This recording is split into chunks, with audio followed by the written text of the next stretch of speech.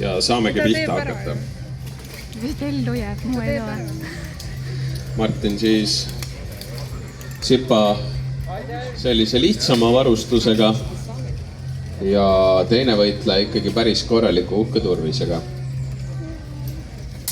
Nii, ja lähebki võitlus käima. Näeme siin ilmselt päris huvitavat duelli. Usun, et seekord on vähe võrdsemad võitlejad kui esimene meeste duell. Nii, siin kaotati mõõk.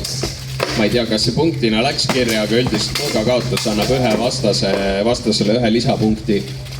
Siin võib-olla tuli kohe üks punkt ära. Aga siin mulle öeldi, et maha ei kukkunud, et ju siis ei loe.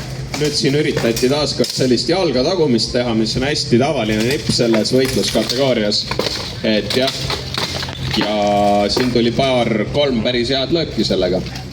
Et kui õnnestub nii-öelda vastasele kuidagi saada ligi ära ja eriti kui õnnestub ta nurka suruda ja saab hakata sinna jalga taguma, siis võib lausa kas või 10 lööki niimoodi järjest ära skoorida. Tihti küll nii palju ei õnnestu, et pigem jääb see sinna 2-3 juurde. Tundub, et üsna ettevaatlikud võitlejad jälle, et hästi palju sellist positsioneerimist. Nii, ja round 1 saigi meil läbi. Otsustatakse punktid ära ja tuleb